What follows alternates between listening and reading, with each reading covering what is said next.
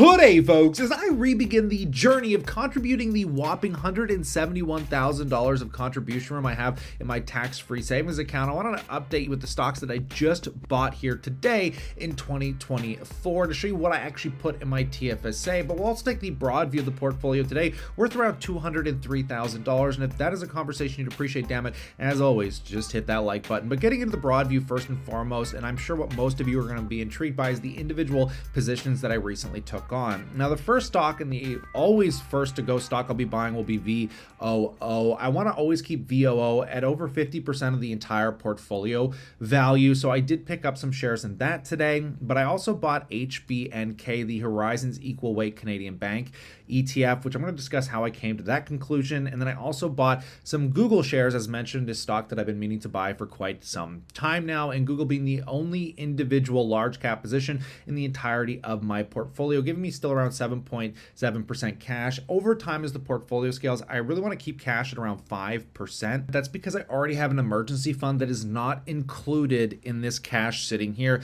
This is my free to play cash. I could invest all of it. I mainly just keep it in my regular account so I don't get the annual fees or the monthly fees that come with not having the minimums. So again, the cash is probably going to remain around 10 to 15,000 moving forward, but nonetheless, I am not going to be focusing on dividends as the end all be all of this portfolio. Though I like dividend income, it isn't going to get me to my retirement goals, as I want to try and find financial independence somewhere by the age of 40, and I want to look at more growth vectors and things that are actually going to grow the portfolio at a quicker pace than perhaps just the S&P 500 alone. Now, SCHD is something that I'm currently primarily just holding in my registered retirement savings plan, and because I can only contribute so much a year to that account, I'm hoping over time SCHD becomes about 20 to 25% of the entirety of the portfolios. I will no longer be buying it in any of my other brokerage accounts, but let's kind of break this down and talk about what I just bought today. So currently, in the tax-free savings account, we can see that I purchased about just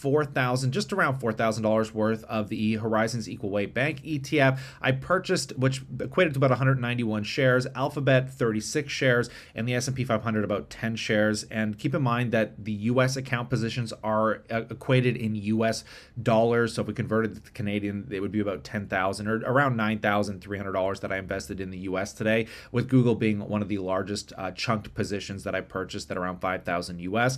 Very, very happy with that. Now, over time, what I'd like to do is scale these positions and focus primarily 2024 on maybe about 3 to 5 positions in the entirety of this account. I really want to build these into much, much larger positions. But as we can see, I invested about $16,680 in the TFSA today. I wanted to invest about $20,000, but as I plan on taking a trip, I haven't traveled anywhere in the last year and a half or 2 years, so I'm looking to leave about $4,000 aside to hopefully invest in some travel time and get some experience and still live, knowing in case my life becomes shorter to live than I'd like, hopefully not, but you always got to live too, right? So nonetheless, I'll be cost averaging into these positions, and they are just starter positions for now. I'm not sure how big I'm going to make them, but for now, I got lots of room to grow them, and I'm hoping they go down. I don't want to wait for the market to continue to sell off. We had a big tech tank, and a lot of stocks sold off at the beginning of the year in the first 2 trading days, but it's not going to stop me from buying, right? Now, let me just break down these positions and why I'm so intrigued by them. Now, Google, I think, is the cheapest S&P top 10 tech company, and it is an absolute behemoth that is largely underappreciated.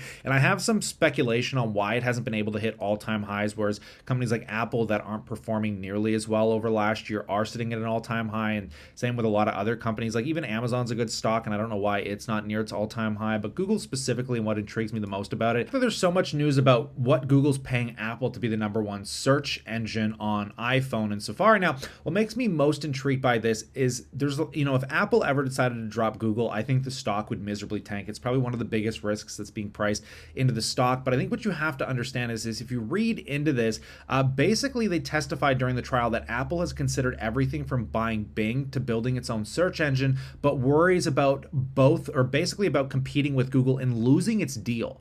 Google's paying Apple so much damn money that it would probably make them one of the largest net income earners on the S&P top 10 if they weren't giving Apple, which is speculated to be between 10 and $20 billion. I mean, could you know what that would do to their net income over the entirety of the year? And Apple is terrified that if they lose the search race, people will just install their own search apps and they'll stop using whatever Apple's doing, which again is what we've seen with Microsoft and Bing, right? Like what a failure that's primarily been for Microsoft. So I think these continued discussions of these kind of monopolistic behaviors of these mega companies companies working together is going to be a conversation into 2024.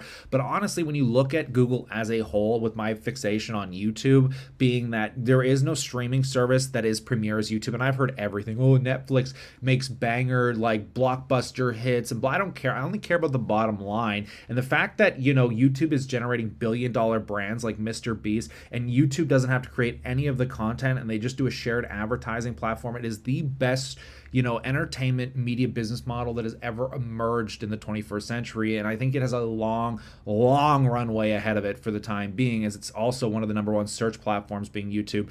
And Google, and the amount of data Google has to start building out a lot of their AI, products, I think is going to be an exemplifier into the future. So that's Google, right? And then we got the Horizons Equal Weight Bank ETF. Now, I was holding VDY, the Vanguard Canadian monthly paying dividend ETF, but I don't pertainably like VDY for the growth metrics that it offers, as I can try and concentrate down my portfolio to get more excelled growth.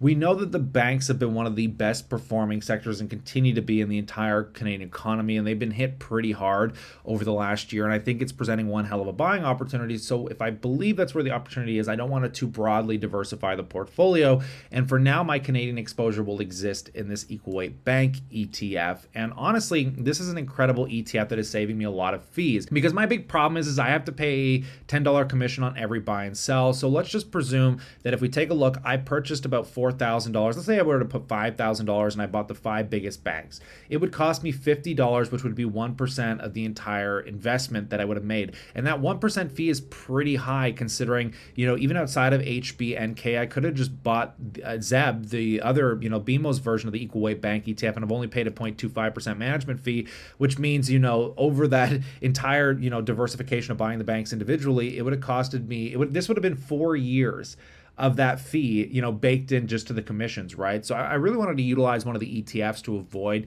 paying as much fees as possible, and HBank is just the best. It's the best I've come across, considering I'm not paying a fee right now until July, and the management fee is expected to be 0.09%. So for the next 6 months, I can cost average into this knowing that I'm not paying any management fee. I'm getting that monthly dividend, which is super awesome. That hasn't been calculated in just yet. I noticed that no one's pulling up the dividend yield, and that's probably because there hasn't been a full year yet of dividends out of this, but you can kind of compare it to the BMO dividend that's paid monthly as well. And the Canadian banks have been one of the fastest growing dividend increasers. You go back 10 years ago, you're getting about 6 cents today.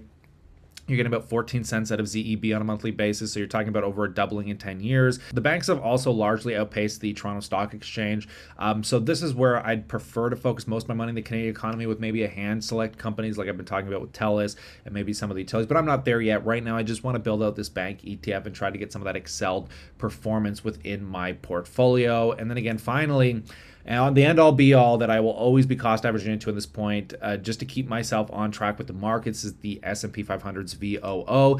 And this is a huge exemplifier and should be a continued exemplifier for any investor out there, that sometimes you just don't know what the best performing stocks are going to be. And buying an equal weight ETF on the broader market is silly. It's dumb. It leads to lack of performance, because when you look at the top 10 companies that make up, I think, around 30% of this entire ETF, I mean, you would have never known NVIDIA would be one of the top 5 companies. It has the real potential to be bigger than Apple in the next year or two at the pace that it's growing, though I don't know if that's going to continue. But even if it doesn't continue and the market cap starts to fall off, it'll lower your weighting. But it's always giving you the best performing stocks at the upper weighting of your investment, and it's passively managed. And, rest in peace your soul, good John Bogle, the man that invented this thing that's probably responsible for making more people rich in America than any man alive. I don't know how at this stage of my investing career, earlier on when I was a lot younger, I would have been more privy to owning maybe just a handful of stocks because I didn't have that much money. But at the scale today, owning a lot of my money being invested in the Canadian real estate market, having hundreds of thousands in the stock market in and of itself, I want stability,